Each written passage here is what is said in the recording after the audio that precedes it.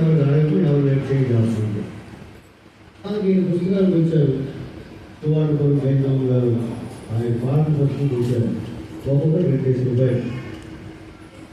ఆయన 10 రూపాయలు ఇచ్చి 3 పుస్తకాలు తీసుకొని 4 రూపాయలు ఆయనకి ఇవ్వాలి. అంతే కదా, 4 రూపాయలు. నా దగ్గర 4 రూపాయలు లేదు, ఏమీ లేదు. ఉంచుకోండి బ్రదర్ అన్నాడు ఆయన. ఎంత ఉంచుకోమన్నారు? 4 రూపాయలు. ఎంత చెప్తాను నేను?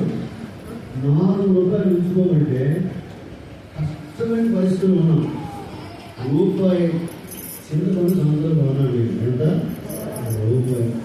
రూపాయి కూరగాయలు, ఇంకో మాట రూపాయి కేవలం గురించి 4 రూపాయలు ఆ యొక్క డబ్బు ఆయన ఇచ్చిన డబ్బు పురువా ఎంత గొప్ప దేవుడు అయినా ఆయన 4 రూపాయలు ఏం చేశాడు? వదిలి పెట్టేశారు. దేవుడికి మన చిన్నలు మీరు తీసుకున్నాను. ఆ 4 రూపాయలు 2 రూపాయలు 3 రూపాయలు నాకు అది ఈరోజు 4 లక్షలతో సాగి అది పరిచయం ప్రారంభం దాసరికి మాకు. అది అప్పటి నుండి ఏ కార్యక్రమమైనా ఇప్పుడు మీటింగ్ పెట్టి ఆయన వస్తుంటారు మా దగ్గరికి వచ్చి కలిసిమెలిసి ప్రభు యొక్క సేవలో ఉండడానికి దేవుడు సహాయం చేశారు.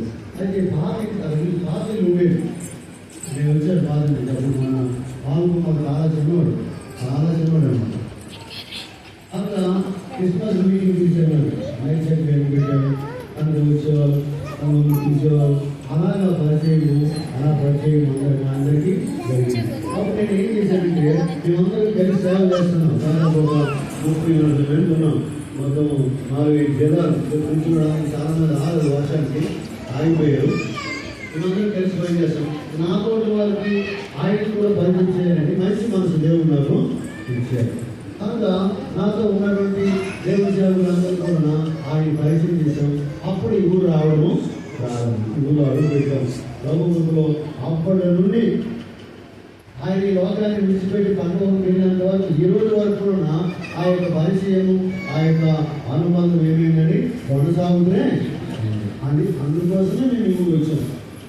ఎందుకంటే ఆయనతో ఉన్నటువంటి అనుబంధము సంబంధము ఎప్పుడైతే మన ఆయనగా మేము కలిసి ఉన్నామో అప్పుడు నుండి ప్రతి కార్యక్రమానికి ఆయన వచ్చేవారు, ఆయన మాట్లాడేవారు, మనందరినీ ఒక్కొక్కరు వచ్చేవారు, వెళ్ళేవారు, చేసేవారు.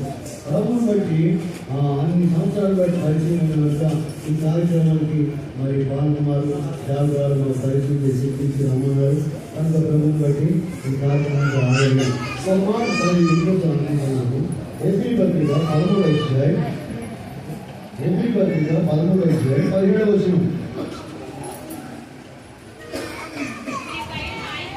మీ పైన నాయకులుగా ఉన్నవారు లెక్క ఒప్పజెప్పవలసిన వారిని మీ ఆత్మలు కాయించున్నారు. మంచి మాట. మీ పైన నాయకులుగా ఉన్నవారు లెక్క ఒప్పజెప్పవాలని మీ ఆత్మలు ఏం చేస్తున్నారండి? దేవుడికి లెక్క అప్పచెప్పారు. వాళ్ళు లెక్క అప్పచెప్పారు కనుక వాళ్ళు ప్రభువుని బట్టి మనం ఏం చేస్తున్నారండి? కాయించున్నారు. ఇంకేముంది ముఖ్యంగా వాళ్ళు దుఃఖముతో ఆ పని చేసి కదా మీకు నిష్ప్రయోజనము కనుక దుఃఖముతో కాక ఆనందంతో చేయనట్టు వారి మాటకు ఏం చేయాలి? విని వారికి ఏం చేయాలా? వారు దుఃఖముతో ఆ పని చేసిన మీకు నిష్ప్రయోజనం కనుక దుఃఖముతో కాక ఆనందముతో చేయనట్టు వారి మాట విని వారికి ఏం చేయాలా? లోపడాలి. చాలా చిన్నోడు